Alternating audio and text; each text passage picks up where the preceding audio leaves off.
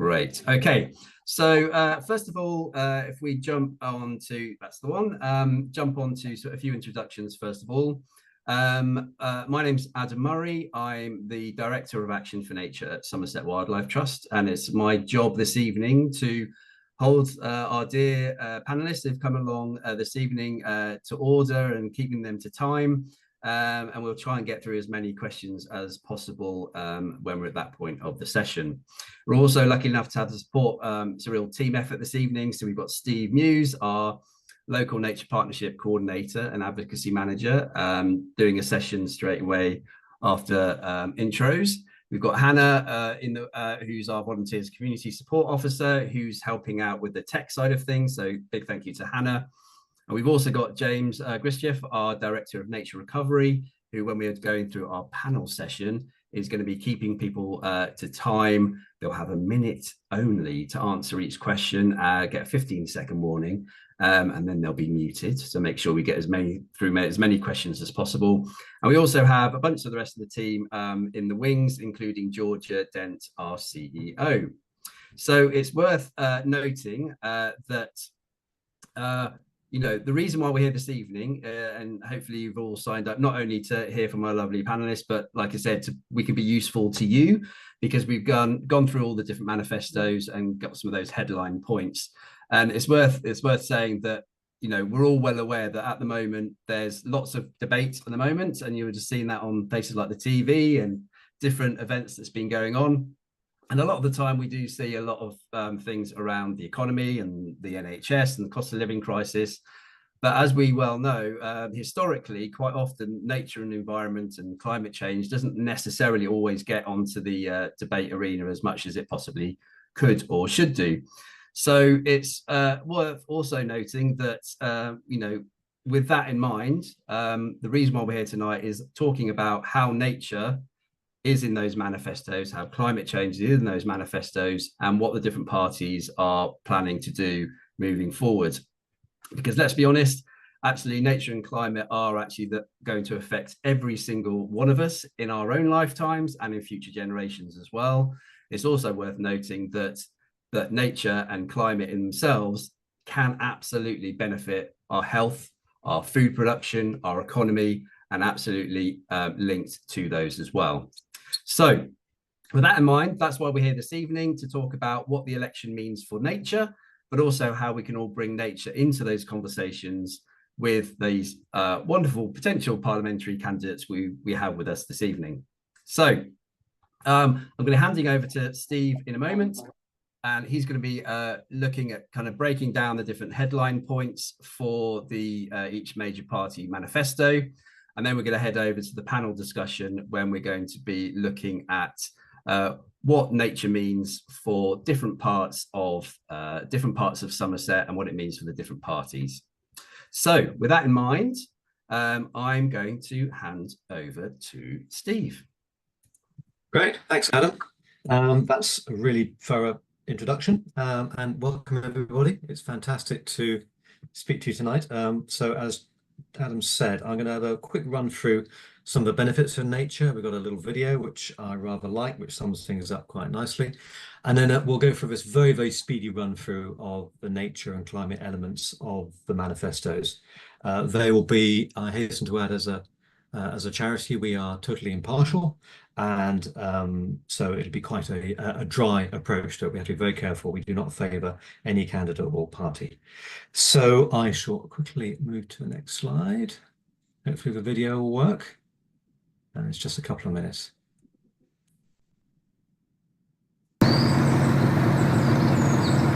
What are they doing?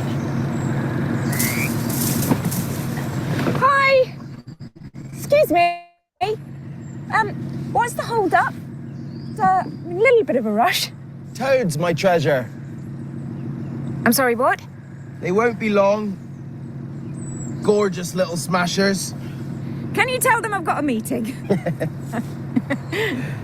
Just be a quick shake, my duck. Shall I give them a lift? Just nature, isn't it? Powerful yet gentle.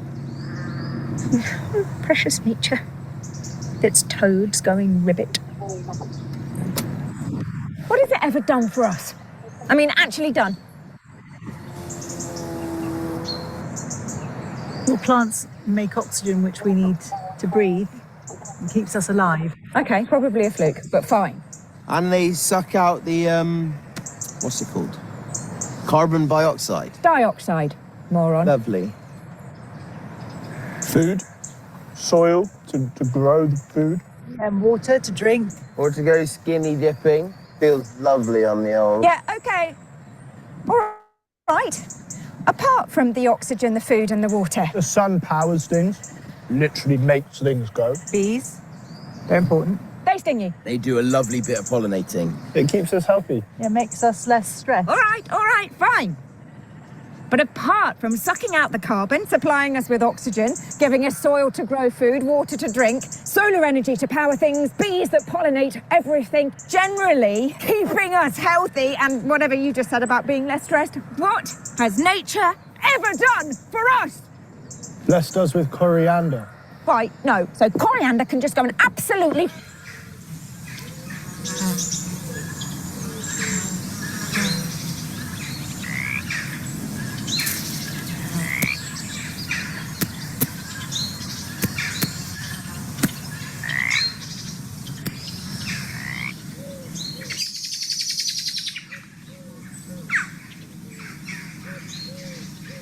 Okay, so I hope you enjoyed that and could hear it okay. So just, I mean, this is teaching you all to suck eggs, but I just thought it might be worth just running through again, just briefly the incredible benefits nature has, you know, why we are battling so hard to restore it in Somerset. Briefly here, nutrient soil fertility. Soil is the start of the food chain. Soil in good condition is full of life. It's protecting our soil, mitigates climate, secures our food supply, helps absorb water, much more.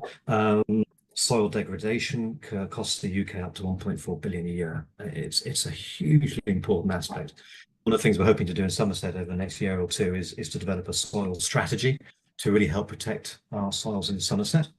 Pollinators there, again, incredibly important, a crucial part of the food chain, invaluable to farmers.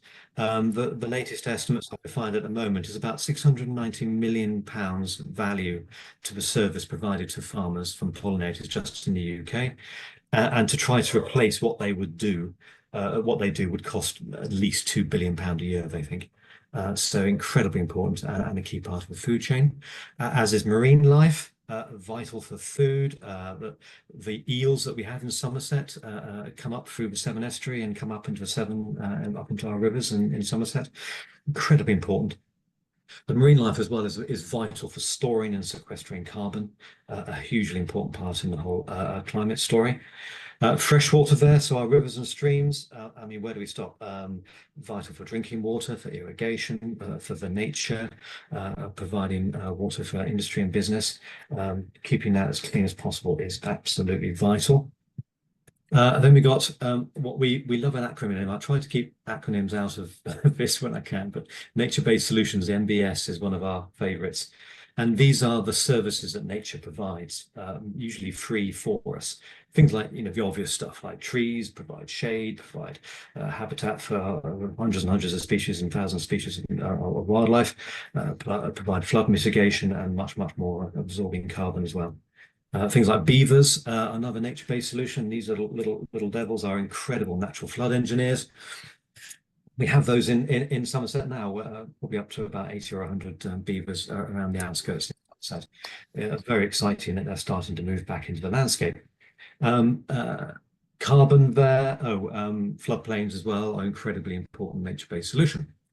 Carbon, we've got, it's a massive part, obviously, of the climate change story. We have to try to reduce our carbon emissions as much as possible. And the amazing thing that nature does with regards to carbon is it's a natural way of sequestering or absorbing carbon from the atmosphere. And also storing the carbon. So our incredibly precious peat, which we have still in the lowlands, in levels and moors, and in the uplands, in Exmoor, stores millions and millions and millions of tons of carbon. So that's why our peat is incredibly important and why we need to keep them safe and undug and keep it re-wet to keep that carbon safe and locked up. Energy. Nature, it provides all of the renewable energy sources that we need for wind, solar, water, and tidal. They're all nature-based, and so that's how important they are. Health and well-being. We feel better when we're in nature. There's many scientific papers now showing the benefits of nature, and nature and well-being is a key part of our work here in Somerset, and we're developing lots of different ways of encouraging what's called green prescribing, which is where GPs can actually prescribe time in nature to help you recover from all sorts of conditions. So that's incredibly important as well. So the positives. So just summing up briefly, this came from the good old video that George Monbiot and Greta Thunberg did a few years back.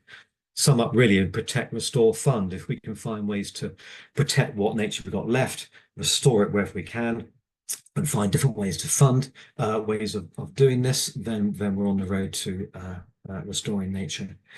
In our humble opinion as a Wildlife Trust, as a nature restored Somerset gives us thriving communities, regenerative farming, resilient ecosystems, excellent high skilled jobs, green tourism, clean air, water, seas.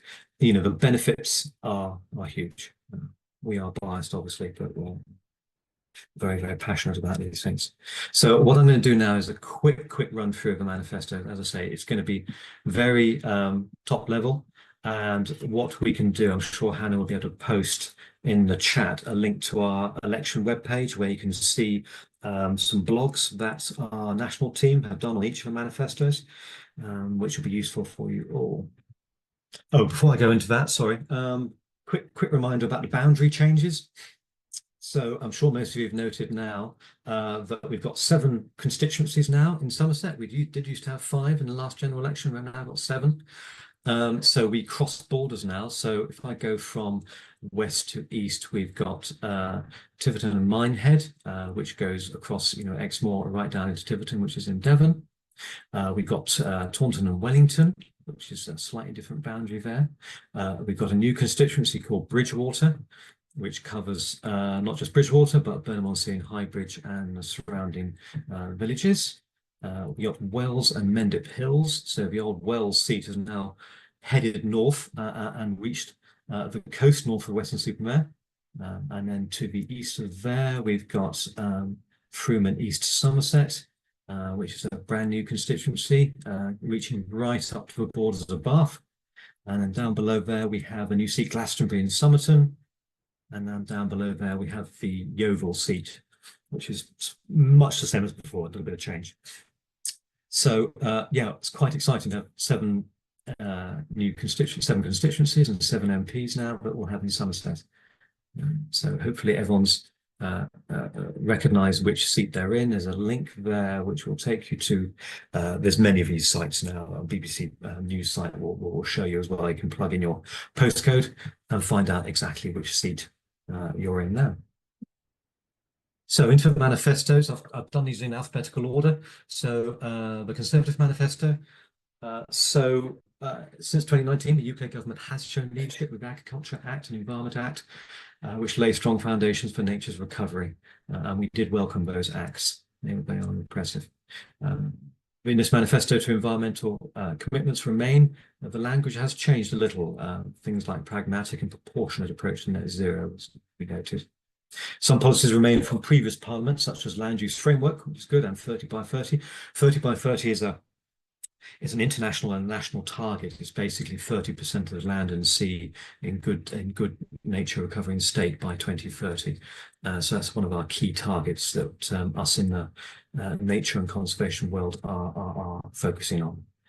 We did note that ending badger cull was not in the manifesto, nor was banning peat sales or reintroducing beavers. Good to see continued support for the Nature for Climate Fund that pays for peatland restoration, of which we've done a lot of in Somerset and are very keen to do more of. The funding for this currently runs out in March 2025, so we'd be looking to, well, we'd hope that would be extended. Nature-friendly farming is vital, so it's good to see ELMS supported. ELMS is another one of these acronyms. That's environmental land management schemes. That's the replacement subsidy scheme for landowners and farmers following us leaving the EU. There was mention of reintroduction of EU-style payments to boost food production, and that did cause some concern. The Green Manifesto, so it contextualizes some of the greatest challenges to society against the backdrop of a nature and climate crisis. The Green Party does explicitly state in the manifesto that agriculture is currently the greatest driver of nature loss, which is possibly true, but it's never, it's all to do with how policies designed. No one's blaming farmers for this. It's just how the whole system is set up. In addition to being the largest single source of pollution in our rivers and coastlines. The Green Party's plan to almost triple support for nature-friendly farming is a bold commitment to ensure farmers can bring back nature and secure resilient farm businesses. They've set a clear pledge to phase out harmful pesticides and shift towards regenerative farming, which is similar to what Labour has announced as well. Greens also joined Labour to outline plans to ban the badger cull, which we welcome. Which, despite resulting in deaths, we think about 140,000 badgers, we don't believe has led to a success in the fight against bovine tuberculosis. So, like all parties, sadly, no plans for the reintroduction of keystone species. We are keen that these are encouraged. As one of our main targets as a wildlife trust is to encourage wild reintroductions of species. Things like beavers used to be in Somerset up until about 400 years ago. So it's amazing that they're coming back on their own mostly. There is mention of a requirement for a land use planning policy framework. God, serious jargon. Basically, it's basically a land use strategy, which a lot of people have been calling for, including the Wildlife Trust. So it's good that many parties have mentioned that. But basically, in essence, it's about going through and analysing every hectare of land in an area like Somerset and working out what would be the best use of that land, what multiple benefits can be achieved from that land, so that we can make the best use of what our precious resource our land is, really. And then finally, the Greens outlined a long-term ambition to see the re-wetting of all peatlands, which we would obviously welcome here in Somerset. They do not make explicit commitment to most important short-term action, however, banning horticultural peat sales, which we are calling for. Well, the Labour manifesto, recognition that nature and climate crisis are the greatest long-term challenge we face. We welcome the retrofit plans, meaning lower energy consumption for houses. We welcome the commitment for no new oil, gas, coal or fracking sites, but disappointing that recent permissions are not revoked. Fracking is still a potential. There is gas shale in Somerset, so that is a big concern for us. We do need more information, probably from this manifesto then was outlined about how new renewable energy schemes will not impact precious habitats. There's mention of making farming subsidies work for farmers and nature, which is good because we need both. Good mention of adaptation. Climate adaptation is becoming more and more important, and we've been doing a lot of work on that in Somerset. It's just vital for how we can get ready for what climate change is already impacting on our lives, especially around flooding initially. And the Wildlife Trusts also support Labour's pledge to end the ineffective badger cull. Liberal Democrat manifesto. They mentioned a wild belt designation, which we are pleased about. The Wildlife Trust movement has, it was our idea to bring that in a few years back now, so we're quite pleased to see that in one of the manifestos. And that's to help protect land in recovery. Most land that's protected at the moment tends to be land that's already pretty good for nature. And so wild belt is a way of protecting those areas which are, starting from scratch in many ways. Pleased with a focus on tackling the sewage issue, a big issue around the country. Good extra funding for the transition to nature-friendly farming, an extra £1 billion per year. But we do need focus on how that can help solve the water pollution issue as well. There's detailed action on the environment, but we were hoping that we can see a clearer plan of how all these different actions join up so that we can reverse nature's decline and be better funded. And then we have reforms contract. In case I forget later on, we did invite reform along tonight, but sadly none of the candidates responded to my emails.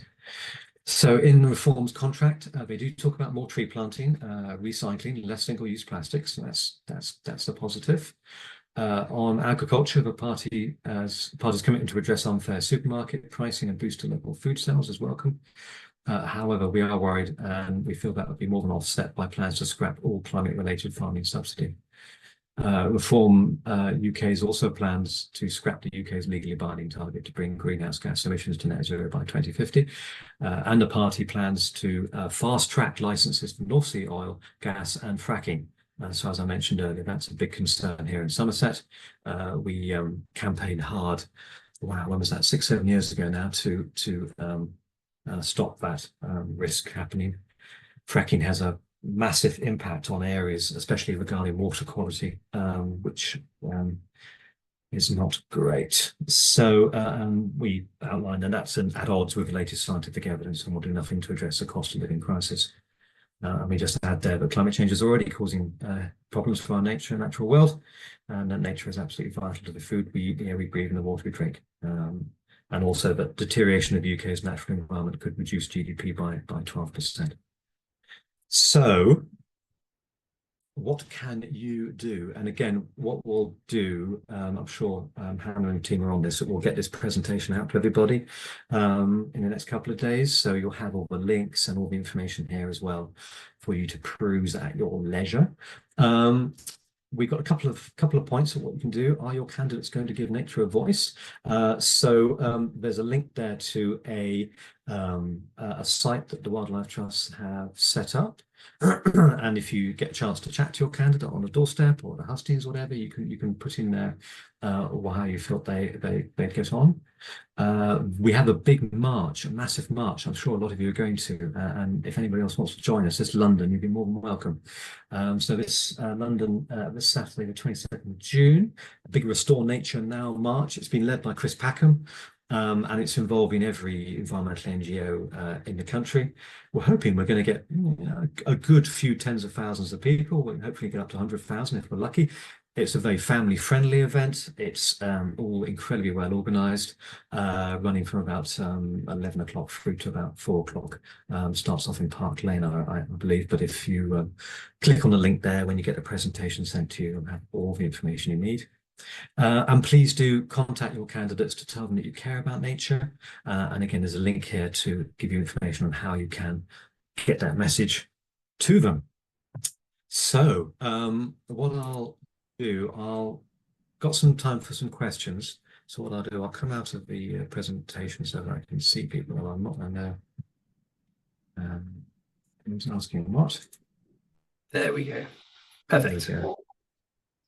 Thank you, So, Steve. yeah, no problem. Thanks. Yeah, I was just going to see whether we've got any questions in the chat. We've had one from Zoe asking what key questions do we recommend asking elected candidates after the general election, specifically of Green and Labour for who are most likely to win in her area. So again, those calls to action I think are really useful, aren't they, Stephen? I guess it's again taking a look at our website where we've outlined those 5 different priorities, and the satisfaction action. I don't know if we want to talk to that, which is basically after you've spoken to your either potential candidates or if you've spoken to them and or once in the first say 100 days, if you've spoken to them, then satisfied you are with satisfied with your response as well. I think we get a bit of feedback. Brian's struggling with view. That might be an issue with your connection, but we'll just double check that. I think we're all right, aren't we? Steve, you can hear me? Yeah, I think we're okay. It must be at your end, Brian. Sorry about it, or John. That's all good. Only other question, we do have somebody giving us some lowdown as well. It's more of a subject specific thing, so I think we'll take that away. And James, our director of nature recovery, will take away the point from Liz Mills around soil strategy and additional funding that's out there. So again, we'll take that away. That's a useful point. I'm not myself particularly au fait with the whole wonderful world of soils, but I think people in our team are, so we'll take that away as well. I don't know if anyone else has got any other sort of technical questions that would be useful to ask Steve. Just checking the chat.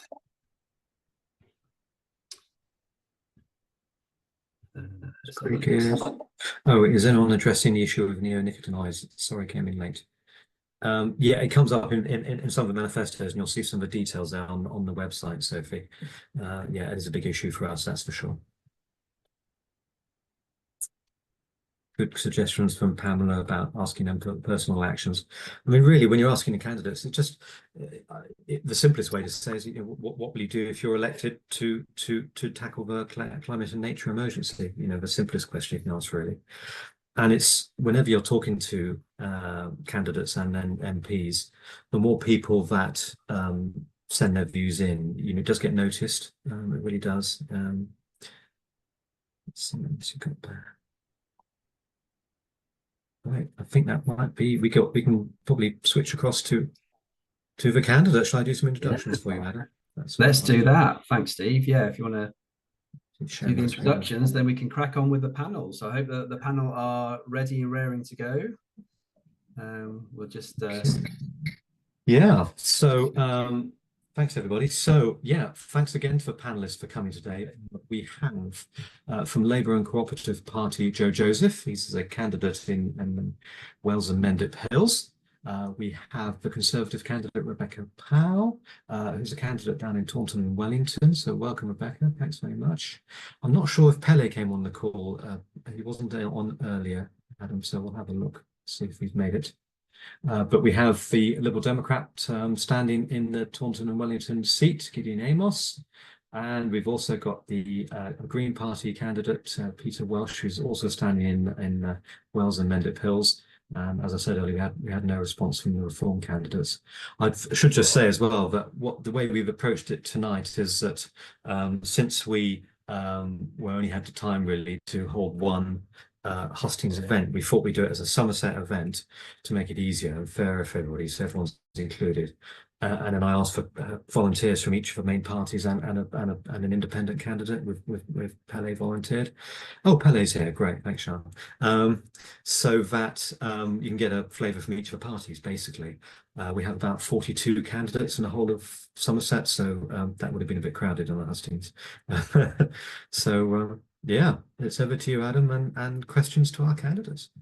Wonderful, thank you very much. Right. As we sent it, we're trying to get through as many different questions as we can from the questions that people have sent in beforehand. We do have until 8:20, and then we'll wrap up the session for the last few minutes. So that gives us approximately 45 minutes to go through the different questions and making sure that each of the different candidates and parties enables them to be able to respond to the questions. But we do have some ground rules. So first of all, even though this is worth knowing that even though that we're talking about complex situations and questions that we're looking at, please do keep your answers concise. Please consider talking to like future actions rather than historic action or inaction. Please talk to what your party are doing rather than talking to what the other parties have or haven't done. Remember, this is your time to share about what your party will be doing. And obviously, let's try not to sort of repeat ourselves too much. And by doing all of that, that will enable us to get through as many different questions as possible. We're going to, as sort of been pre-warned, we're going to make the most of our technological tools this evening on Zoom. And what we're going to be doing is each candidate has 1 minute to respond to each of the questions. They'll get a 15-minute warning from James, who will go old school and hold up a sign and for the last sort of 15 seconds. And then he will mute you, the beauties of Zoom. So he will mute you after the 60 seconds. So with all that in mind, I'm going to kick off with the first question, and then I'm actually going to hand over the following 2 questions to Heidi Delgado, who is from our youth forum. But let me kick off with the first question. And what I'll do is I'll then go around the room to the different candidates in order. So The first question tonight is, Somerset has one of the most important areas of lowland peat in the country. How will you support its long-term preservation and restoration? So that is going to go to Rebecca Powell, first of all. Over to you, Rebecca. We're just unmuting and spotlighting you, so bear with us. Over to you, Rebecca.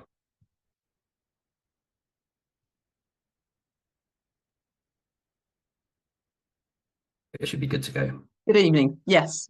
Good evening, and great to be joining you. I'm passionate about the Somerset Wildlife Trust because, as you know, I was actually a trustee for 10 years. So a lot of what you're talking about, I share your passion for, and I have used a lot of your information and data in my work in Parliament. So Somerset has been absolutely at the forefront of much of my environmental work. As you know, I'm the Nature Minister. Peat is an extraordinarily important in Somerset. We've already had a very significant plan to restore 35,000 hectares of peatland, and we're well through that. We're on 28,000 hectares, much of which is in Somerset, and much of which I'm really thrilled has benefited from government projects and government funding. So my commitment is to keep that work going. We're completely committed to our peatland restoration programme, our Nature for Climate funding, and are working with farmers on a lot of very creative re-wetting projects to raise the water table to look at whether they could grow other crops on this wetted peatland. So there we go, Rebecca. I'm afraid you've been muted. Like I said, the joy of Zoom. I'm going to now move. Thank you for that. We're going to move over to Peter Welsh.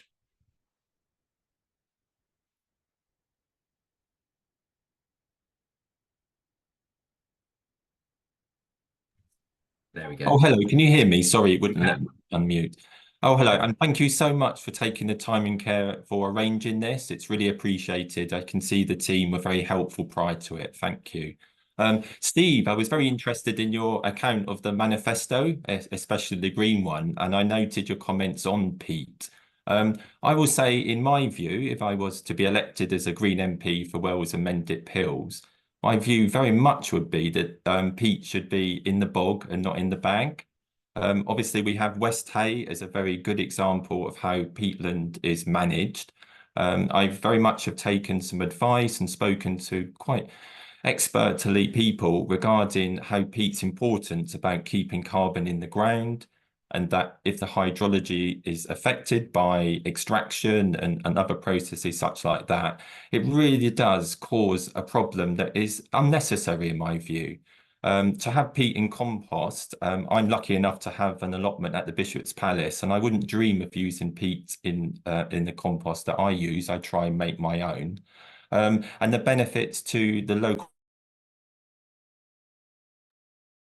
There we go, Peter. Time is up. Thank you. We'll get into the groove. It'll be easier as we go along. Next up, we have, if I bring Joe Joseph, you can come forward. Over to you. Thank you. So that we have a strong manifesto commitment to expand habitats such as peat bogs and wetlands.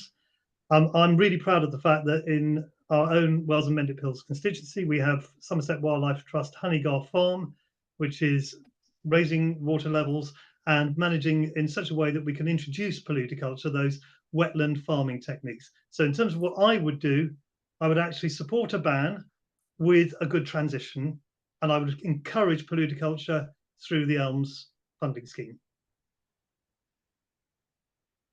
Very much, Joe. Right. We've had a request. Yeah, thank you to whoever's just making sure that everybody knows which parties you're talking to. So it's worth when you first come on, just introducing again which party you are representing. Next up, I am going to move over to Pele. Pele, are you in the room? I believe you are. Is that working? Yeah, it is working. Hello. Hi, I'm the independent candidate for Bridgewater. My thing is to do with the peat. I've been talking to farmers quite often. My landlord for my business, Gudakama, is an ex-farm, so they're looking to get all the, I forgot the name, I think it's trenches, where all the surrounding farms no longer in use for cows, sheep, and other animals. They're looking to make them into like wildlife areas. I think that's the best idea because I'm also looking at Froome, where I do my markets. They're doing very similar stuff to bring back the beavers, otters, possible bison. That's what I think should be happening. That's it. That's great. Thank you, Pele. And last but not least, on this question, over to Gideon Amos. Gideon.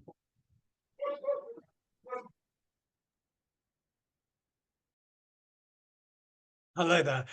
The Liberal Democrat manifesto is absolutely clear about banning peat-based compost and restoring peatlands. So that's a firm commitment.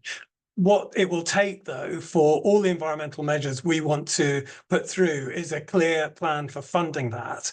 And I'd encourage people to look at our manifesto page where there's a full costing document, including £1 billion, which is more than any other party, for agriculture, farming, food, and the environment. And that would be funded by taxes on the 0.1% wealthiest in the country, not through income tax and national insurance that affects ordinary people, but those tax levels are there. And I think we have to be honest in our conversation. If we're going to invest in the environment, we're going to invest in wildlife, in our ecosystems that are so vital to life itself, then we need to be honest with people where that money is coming from. And parties that are promising to cut all your taxes really are not going to deliver for the environment.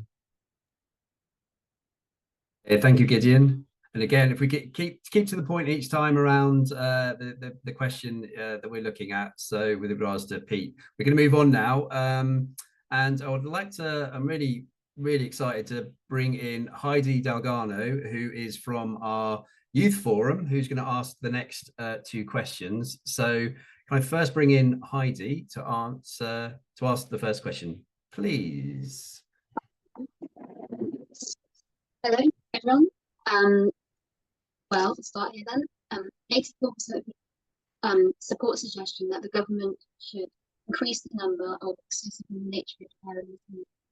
This issue is compounded by the fact that people in the UK with an annual household income of under £2,000 are 3.6 times more likely to have no outdoor space for them. How will you overcome the social inequality in your instance? Thank you, Heidi. So this is a question around accessibility to nature-rich areas and overcoming that social inequality here in Somerset. I'm going to go to Peter Welch first. So Peter, you've got to step forward. Yes, thank you so much for that question. That's really a good question, and it does prompt serious consideration. In the manifesto of the Green Party, there very much is a push to promote a new right to roam, looking at bolstering the countryside code. There's many different measures about active travel and other ways of actually moving around the country without causing the pollution and other issues that affect us sadly in nature, in all sorts of environments. At the moment, only 5% of UK land is protected in a more serious sense regarding nature. And the Green Party are very much pushing by 2030 for both land and sea to have 30%, very much of a strong drive. I do notice your comments about societal justice. That's very much imbued what you said. And I think every decision, a principled decision the Green Party make, that societal and environmental justice are interconnected. You can't have one without the other. Thank you. Peter. Next up, can I bring Joe Joseph forward, please? Thank you. So in terms of access, we've got a very straightforward commitment in the manifesto to improve responsible access to nature. We'll introduce 9 new national river walks, 1 in each region, and 3 new national forests. We're not entirely supportive of a general right to roam like in Scotland, because in a rich area of tourism like this, we need to protect biosecurity, livestock, and avoid rural crime.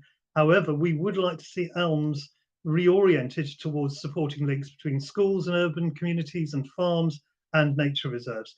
And I think that's a really good point Heidi raises about inequality. It's about accessibility being built into the design of those new river walks and nature reserves and national forests. Thank you. Thank you, Joe. Next up, we have Pele.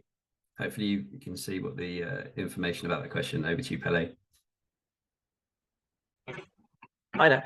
Sorry, two things. I was getting the dogs and I can hear the last question. Sorry. I'm just having a quick read of it now.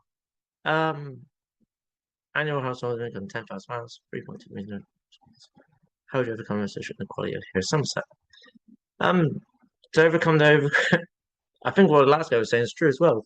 It's not a social inequality thing. It's what you can do for your environment. It's saying people have £10,000. I think I'm misreading this very badly.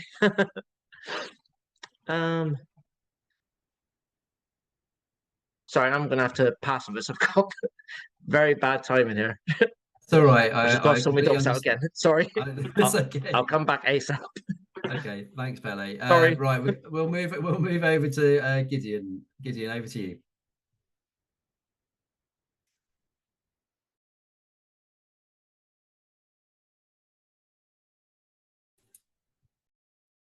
Yes, well, the Liberal Democrat Manifesto has a commitment to double nature, and within that, it includes doubling the area of protected countryside. But we have an ambition in the manifesto to open up access to 1 million additional acres to public access, completing the coastal path and starting a waterways right to roam.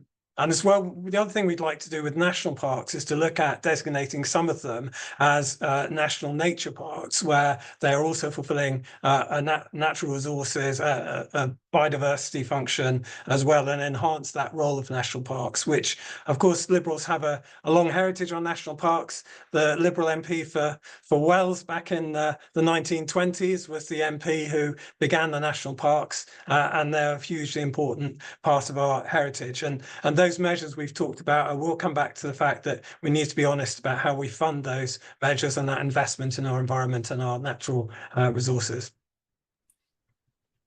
Thank you, Gideon. And last for this question, Rebecca Powell. Thank you. We're going to continue to build on the work that we've already done on access to nature because we realise how important it is. So we've got a commitment for everyone to be able to live within 15 minutes walks of nature. And to deliver this, we're going to designate an extra national park, an 11th national park, and protected landscape. We're going to continue to build on the work that we're doing with our national trails, and they're linking up with national parks and areas of outstanding natural beauty.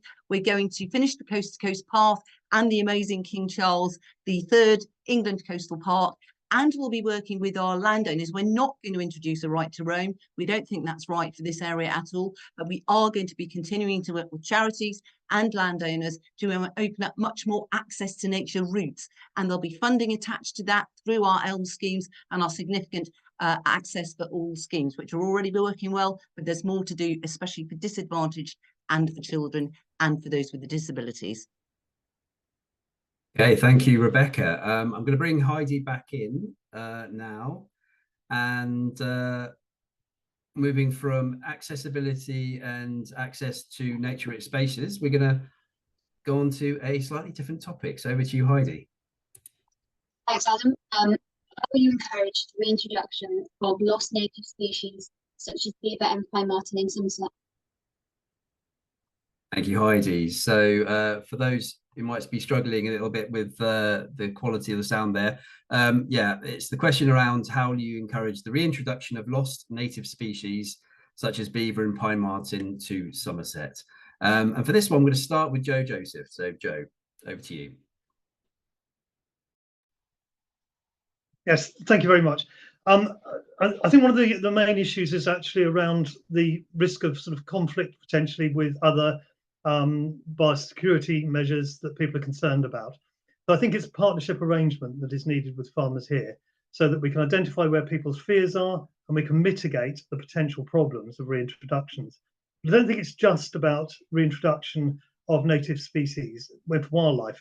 It's also about protecting our own native breeds, like the rare breeds, and also about reintroducing and protecting heterogeneous grains and seeds that are native, because as we go into a climate change period, we may well need that genetic resource to be able to provide agroecological solutions that are both helping the reintroduction of native species, but also protecting our own farming interests going forward. Interesting. Thank you, Joe.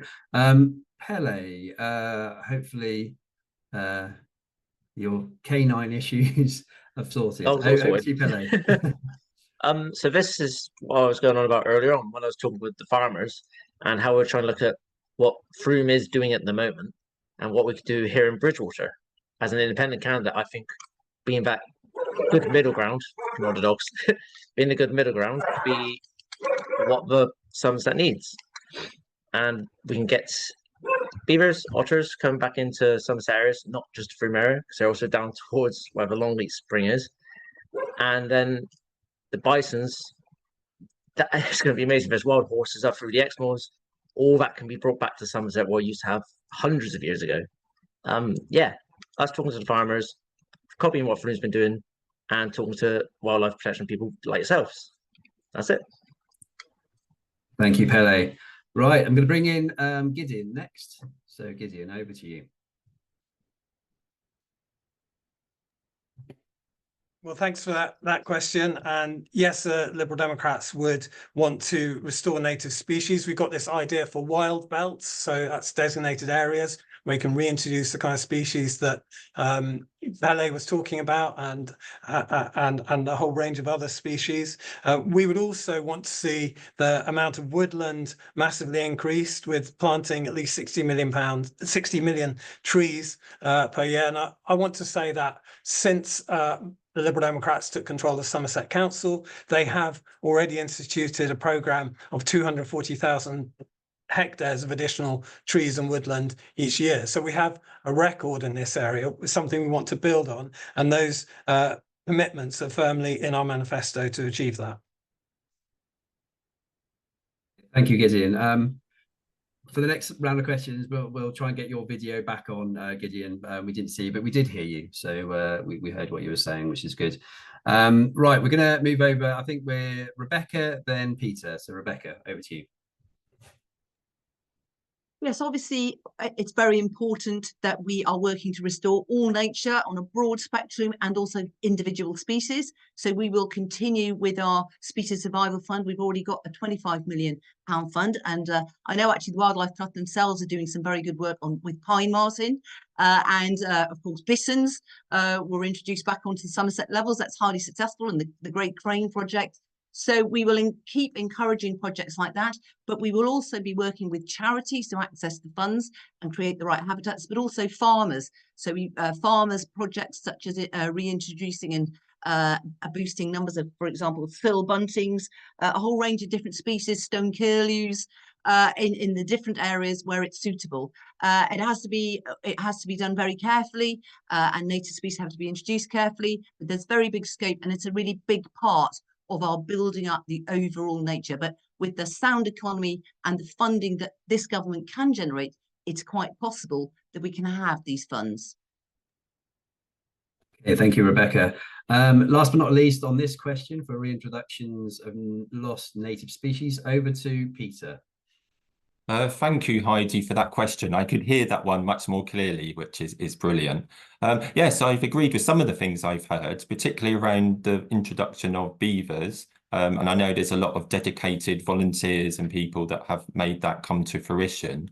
But I'm aware that it needs to be carefully managed because they're very industrious, and sometimes their work, which can obviously help with some aspects of flooding and maintenance of areas around the river, they can cause a problem slightly upstream. And I know that's particularly around beavers and their important work, but I think it's just an exemplar of how reintroducing species does have to be carefully considered, and sometimes in a dynamic way. So if problems do arise, they're not somehow just sort of shrug your shoulders and put your hands up. They need to be carefully reviewed and monitored for their own well-being as well, because they need to be looked after as much as possible and not just brought in and left to carry on without any support. Thank you. Great. Okay, thank you, Peter. Right, so I'm going to be thank you for Heidi for coming along. I think it's really important. We've got the voice of young people in these debates as well. So really appreciate Heidi coming along to ask those 2 questions. I'm going to move on now, and I'm going to ask a question, and I think we're going to go to, let's go to a question which I think is really important, related to food farming and agricultural transition. So Peter's first. The question is, growing food whilst also restoring nature will be vital in this nature depleted country. How will you help enable an agricultural transition towards nature friendly and climate resilient practices like regenerative agriculture? So Peter's up first for this one.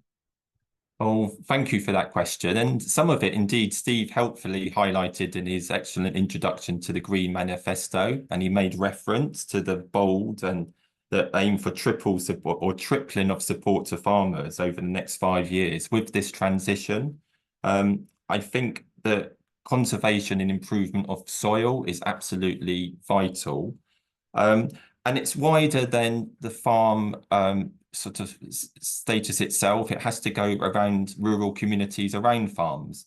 I think investment by the Green Party in rural communities with just a real honest approach to the cost of that and the sustainable way that farming will be able to go in the future, will need lots of help and support. And it has to be for example, around flooding, farmers should be fairly recompensed for the work that they do, which is admirable. And I think it's another recognition in the climate emergency that farmers are in the front line of climate change. And if they are to Oh, sorry, Peter. Time is against you on that one. Right, thank you. We're going to move over to Joe. Joe, the question for you on food and farming and nature. Thank you so much. Well, I think one of the headline policy commitments that we've got in the manifesto is around 50% of public procurement of food will be from local sources or from those which are certified with higher environmental standards. The other thing is about having a land use framework and making ELMS work so that we have the right land producing the right food, energy, or natural benefits. Personally, I'm very committed on this. I'm on the steering group for Sustainable Food Somerset for the Land Alive conference that's coming up in November. I've led on the 5 Mile Food and Farming project, which you can look on YouTube about. And if elected, I would join parliamentarians for agroecology and the all-party parliamentary group on agroecology. And I really would like to back and support Somerset Wildlife Trust's Mendip Hills Farm Cluster initiative. That's the kind of work that we should be supporting, and I personally would want to support going forward. Thank you, Joe. Right, we're going to move over Pele. Pele, over to you. Yeah. So picking up where Peter left off, it's really funny. I was talking to a friend literally just this morning on the market about the Clarkson's Farm extra bits, how he's been not known for regenerative farming, but actually supporting it as well. If other farmers, which I know a lot will, they will want to start doing this too. They can get more on their crops. It's a better way, not having all these horrible pesticides and everything else. This is what I think's the future's for it. If they're not going to be using the cattle for cattle's sake, they want extra crops for all the crops they can get. And yeah, I can't go on to that. It's that is self-explanatory. If they want to go on to to have the extra farming, sorry, I sound like a broken thing today. Cool. Not at all. Not at all. Thank you, Pele. AP and everything. Yeah, it's all good. What I'm going to do, I'm going to pass over to Gideon.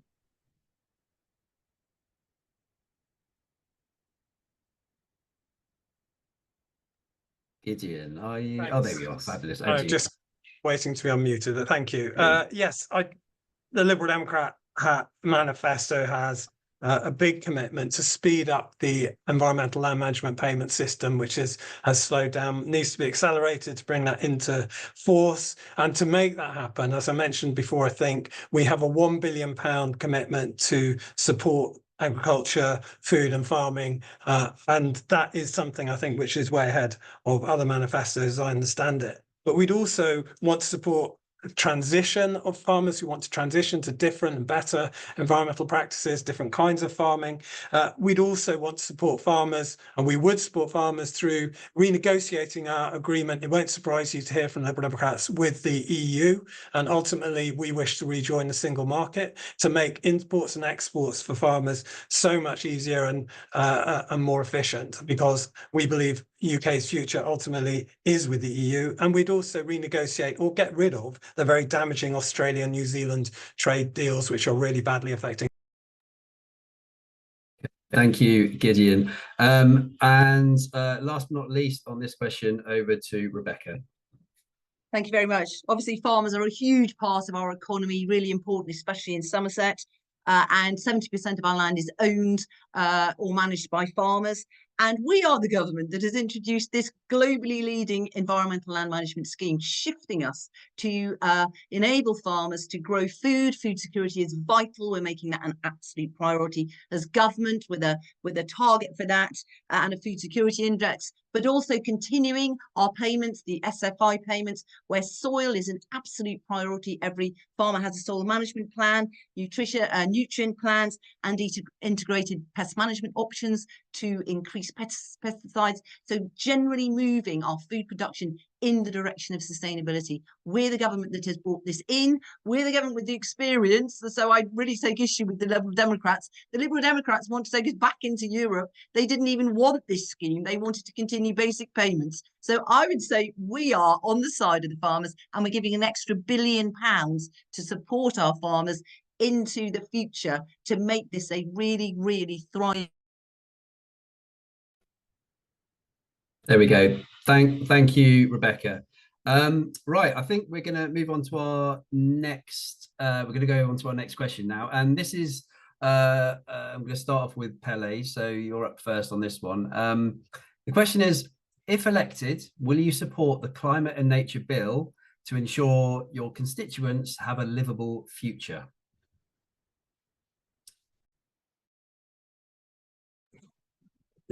Hi. So I think a fair few things need to change on the climate bill. Firstly, they're saying we can live on it. Everything needs to be rechanged. I want to see what I've already covered: more farming. There should be more parks, more green spaces, and it's just there's plenty of cash there for it. And just very closely linked to it, my thing is, if the nuclear weapons were all to be removed, there's billions in pounds spending to post it all into this. Yeah, if there's something else that needs to come in, the whole thing needs to be redone. Right, we're going to move on then. Thank you, Pele. So again, the Climate and Nature Bill, over to you. We're going to go to Gideon next. I'm sorry, could you repeat the question? Sorry to delay. I didn't quite catch it. Okay, no problem. So the question is, if elected, will you support the Climate and Nature Bill to ensure your constituents have a livable future?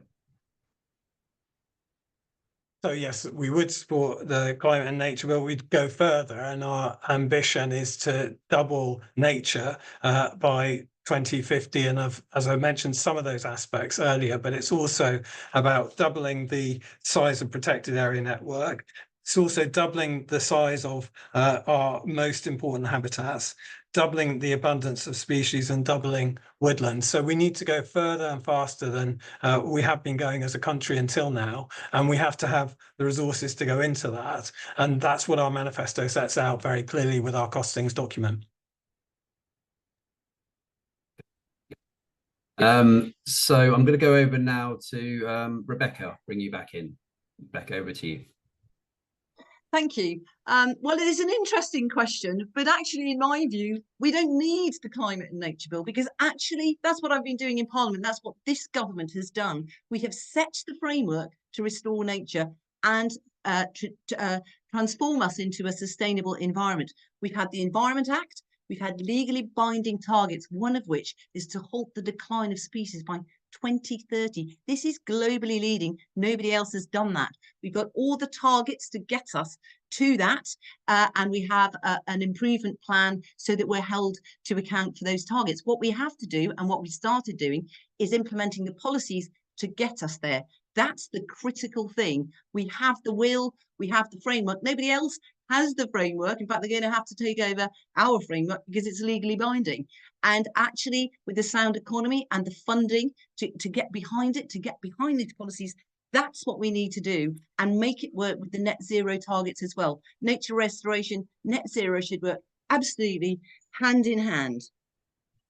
Okay, thank you, Rebecca. So just confirmation on that one, that you feel as though there's not a need for the climate and nature bill, I think is what you were saying. Yeah. Okay. Well, we're gonna move on. The point is, we're doing it all. If those other parties had followed what we've been doing rather than objecting to a lot of it, they would know that we've got the framework in place to actually restore nature. And we've got hundreds of thousands of officials working on this, and many of you organisations have fed into it. You fed into the data for the species the species abundance target that we can then set our policies around. So I think, I'd be happy to talk more about this. I think there's a lack of understanding about what's underway. Yeah, I just a point of clarification, so I appreciate that. Thank you. I'm going to move on to Peter Welsh now. So Peter. Oh yeah, that was interesting hearing Rebecca's double presentation there on it. My view is that it's such a crucial issue. We're in a climate emergency. I've heard reference from the other representatives on the panel very much trumpeting their own manifesto as sufficient regards the climate emergency. In my view, it's not at all. I mean, there's so many issues affecting nature, affecting our well-being, affecting so many parts of our lives, which are down to the climate emergency. And from my point of view, and why I'm standing for this party, it's only the Green Party that have that value base of seeking to, as I said before, the phrase of societal and environmental justice, to actually effectively tackle and to fund it, and not to be afraid to be honest about the taxation that's required of those with the broadest shoulders. I really do see that the efforts of dealing with the climate emergency very much include dealing with fossil fuels, dealing with these other oil and gas licenses, but in... Sorry, Peter, time's up. Right, so we're going to go to Joe Joseph on the point of the climate and nature bill. Thank you so much. I think the key point for me here is we are going to have an absolutely massive legislative burden when we come in, hopefully, to power. And then it's a question of priorities.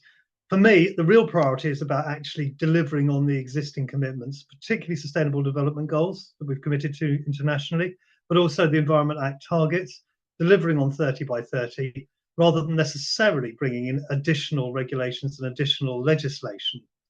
That said, if there was a free vote on it, I would be supportive of a climate and nature bill, provided I was reassured that we could deliver on the commitment that we would be making. And that's the key. I'd really want to be absolutely certain that if I was signing up to it, we would do it. Okay, thank you, Joe. Right, so we're going to move on to the next question. How are we doing for time? It's 8 minutes past 8. So we've got a few more minutes. Hopefully we can squeeze in a couple more questions. I'm going to go now to the question around affordable housing and related to nature. So the question here is, what plans do you have to reform planning so that truly affordable houses are built with climate and nature firmly in mind, while supporting local infrastructure such as doctors' surgeries, schools, and community green spaces? So for that question, I'm going to go to Rebecca Powell first.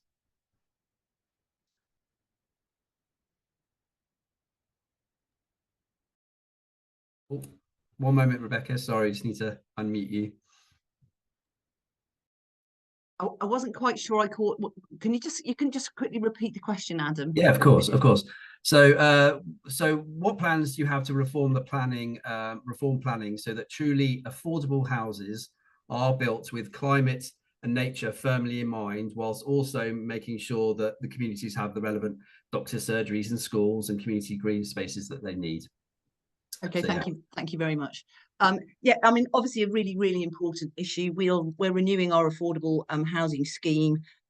with this grant system. So I think that will be helpful. And our new infrastructure levy will be ensuring that that is spent upfront on the GP services, the schools, and rather than later. Sometimes it's too late.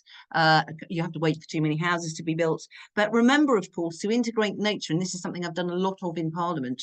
And we want to see housing developments with nature integrated. And that's why through the Environment Act and by law, we've now introduced the biodiversity net gain measure. So 10% of all developments have to have nature. They have to have, all developments have to put back 10% more nature than was there when they started. I think this will make a huge difference to how we live, to that being within 15 minutes of nature. It will really help health and well-being. And rurally, very important, we are helping relax some of the permissions so that more houses can be built in our rural areas. That's so important in our villages and to keep our villages alive. So we've got lots of measures on that. There's not time to go into them.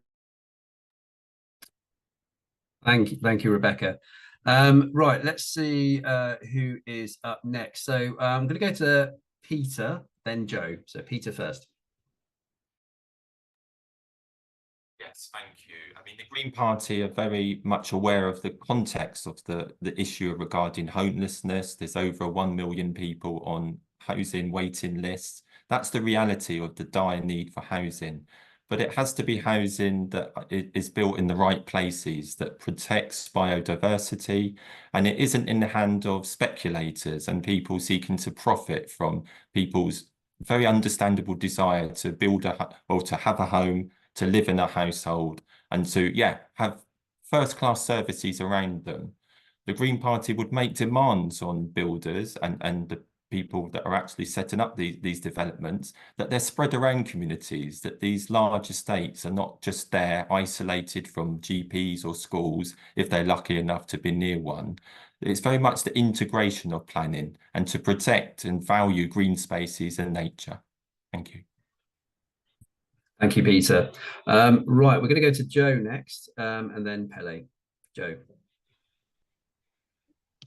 Thank you very much. Yeah, well, within our manifesto, we've got this commitment to refresh the national planning policy framework.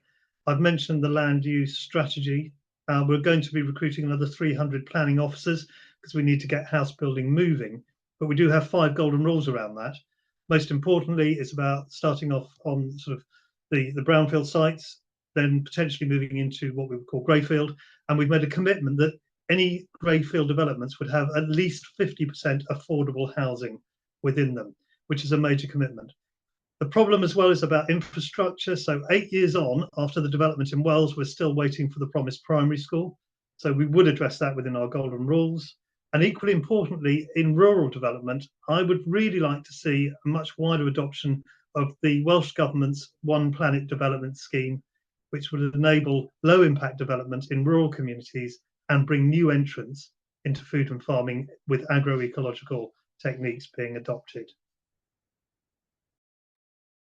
Okay, thank you, Joe. And just to point, this is not just about housing and planning reform. This is about how we can include that in a kind of climate and nature-friendly approach as well. So with that in mind, I'm going to move over to Pele and then Gideon. Pele.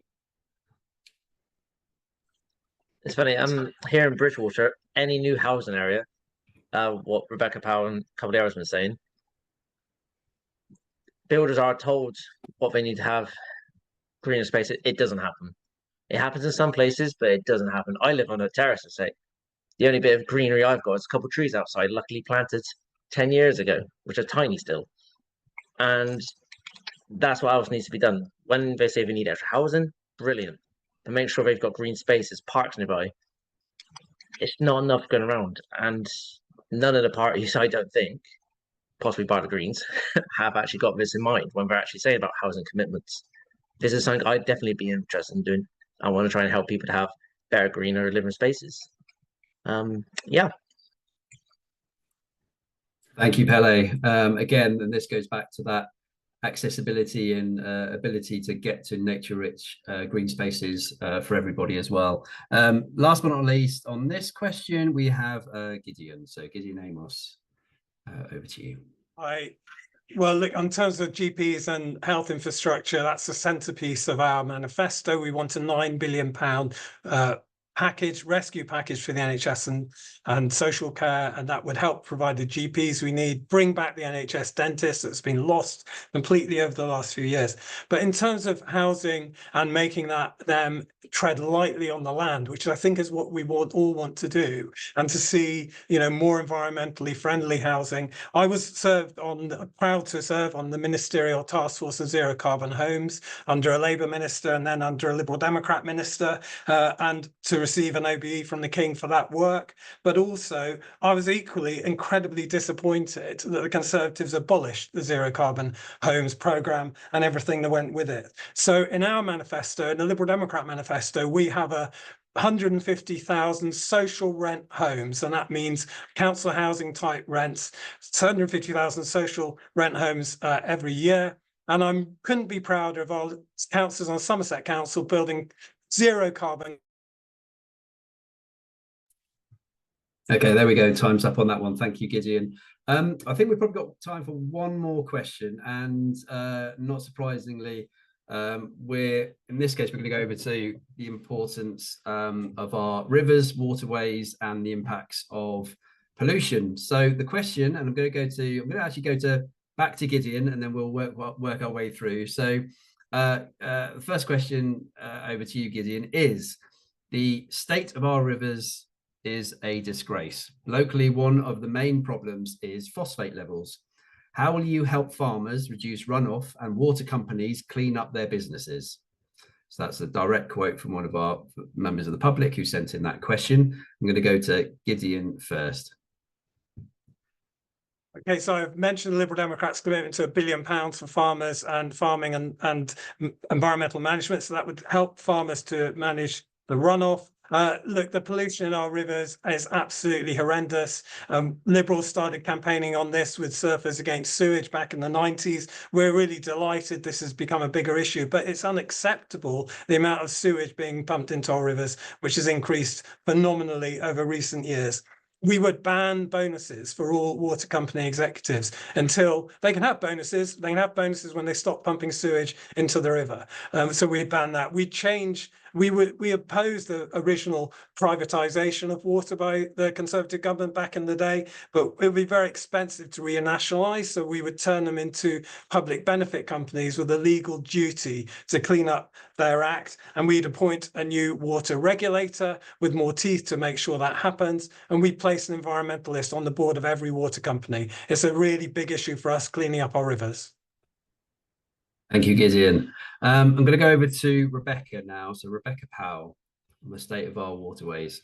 So first of all, I'm going to pick up an issue there with Gideon. The Liberal Democrats had the water minister under the coalition, and he actually could have turned all this around himself, but he did nothing.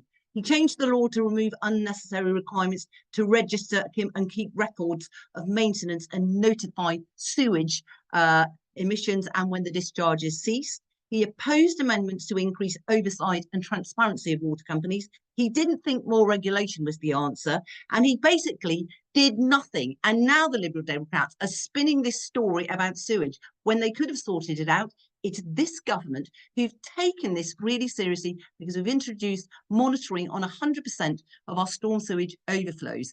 The Labour Party, by the way, was taken to court by the European Parliament for the water situation. And it's this government that's clearing up the mess. And others are trying to really make political mileage out of that. With the plan for water, and bonuses are banned, shares payouts are banned. If there's any environmental damage, all the things the Liberal Democrats are asking for, we've already. Sorry there, Rebecca. And again, just a reminder that this is about what your parties will do, not what others have or haven't done, just as one of the golden rules that we said at the beginning. So with that in mind, I'm going to move over, just as that reminder, I'm going to move over to Pele. Pele, do you want to come in on that question around rivers and pollutions? So quickly on the water bit as well, it should be nationalised. I don't care what anyone says. Water is 100% need of life. The fact that people profit on it is ridiculous in my mind. However, on the farming side of it, again, my landlord, who's actually looking to do all this right now because he wants to make a nice clean area for a new cafe, huge wildlife area for the common resort, and he's actually building these amazing new cesspit ideas for runoff areas. It's a completely new thing he's made. It could be something really worth looking into, especially past few weeks. I think that's the greatest new idea for these new things because they're actually filtering the water inside as well, not just collecting it. So there's these chunks of horribleness which you can dispose of afterwards, and there's water coming out after. But yeah, that's my idea from him. Love it. We always like sharing good ideas, so I appreciate that. Right, I'm gonna move over to Peter. So Peter, over to you. Oh, thank you, Adam, for drawing the candidates' attention to the need of courtesy in the way they're speaking. I think, again, I don't want to add to it, but I just appreciated you doing that because this is a communication for discussion and not something to do cheap point scoring. Briefly, as I haven't got much time, the Green Party support water companies being returned to the public hands. The privatisation experiment is an utter disaster. I really do see that the water companies don't care about the regulators of what is good for what. Regulatory, I can't say it, regulatory capture is clearly there. They're all too cozy together. They have their nice Pall Mall liquid lunches, I suspect, excuse the pun, when the regulators, government and water companies don't seem to come about a solution. So yeah, thank you for, let me speak on that. Thank you, Peter. And we're going to now go over to Joe. So Joe Joseph, last point on the last question. Thank you so much. So on farmers, it's again about making elms work so that we can improve soil structure, water retention, spreading, and also some support for slurry and silage storage so that we keep stuff on farm. Perhaps more significantly, it's around the water companies. The Environment Agency was only resourced to do about 1,000 site visits in the last few years. There are 12,500 sewage treatment works, and probably the same again in terms of combined sewage outfalls and pumping stations. So they are gradually being better resourced, but that's one of the top things. We would also give Ofwat more powers to block the bonuses for the company bosses and increase monitoring and fines. And if they keep polluting, then there will be criminal charges against the executives. Thank you, Joe. And that is the end of our panel session. I'd just like to say a big thank you to all the panelists who've come along this evening and to represent not only their parties, but also their patch in Somerset. Let's be honest, the audience here this evening are those people who live in Somerset, care passionately about where they live, and what this kind of a whole general election can mean to them, and also nature and climate change as well. So a big thank you to you all. What I'm going to ask Steve now is he's going to pop up some slides just to sort of wrap things up, and we're going to look at one last poll coming from Hannah. So if Steve can do that, and while he's doing that, while we've been busily hearing from all the candidates, there's been some brilliant chat going on as well. So what we'll do is we'll make sure that sorry, Steve, it's the other slide deck. Apologies. There we go. Oh, always see my. I haven't got access to that one. Have you got the other last couple of slides, Steve? No, I haven't been given those, Adam. Sorry. That's all right. That's all right. No. I'll see if I can either myself or hang on a second. I'll see if I can work our magic. We just got a few last.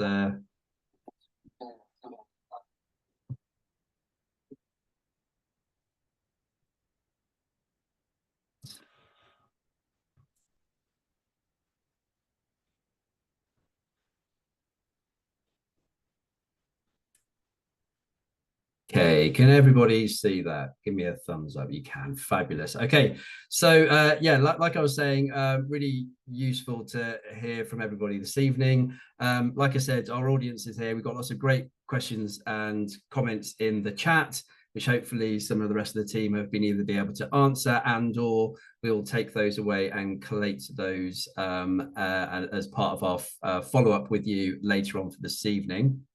I'm going to hand over to Hannah, who's going to ask this question in a second poll of the evening, which is all around whether what you've heard this evening has actually been useful in helping you to decide one way or another around how you are going to vote in the election. So you may have been convinced that the person you were going to vote for is the right party. You might have had your ideas changed as well. So yeah, let us know what you think. And while we do that, I am gonna switch over to last slide of the evening, which is just a reminder of not only what you can do related to the 4th of July and how you're going to vote.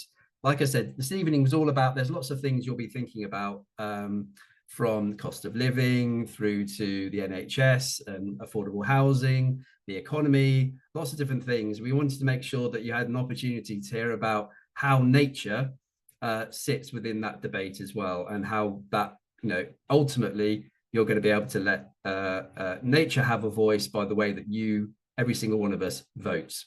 So yeah, like we said, we'll send this around so you can have a look at these different links. I'm going to be at the march in London with possibly up to sort of 35 other different wildlife trusts and hundreds of other different organizations as well. So like Steve said, there'll be hopefully sort of thousands and thousands of us there, making sure that we're talking about nature and the importance of that in the election. So if you're not already thinking about it, then come along and join us. We're at the front of the queue for that one, so we'll see you there. And also, like we said, there's a link there around how you can actually email your candidate and tell them about how important nature is to you and yours. But let's remember, at the end of the day, that your MP is there to work for you. So once the relevant people have been elected, whether it's the first 100 days or the years to come, we've got some really clear deadlines, as we well know, but getting us to 2030 that your MPs need to help us head towards. So do keep that in mind. Keep your MPs to account and remember that they do work for you. I'd like to say a big thank you, first of all, to the Somerset Wildlife Trust team who put this together tonight. A big thank you to all the candidates who've come along and, like I said, represented their parties. Really appreciate your time as well. Technology just about hung in there for us as well, so I appreciate that. And last but not least, a big thank you to every single one of you in the audience who came along and listened and commented as well. There'll be another set of Wilder Matters webinars throughout the year, so do keep an eye out for those. And we'll see what happens after the 4th of July. So thank you very much, everybody, and have a good evening.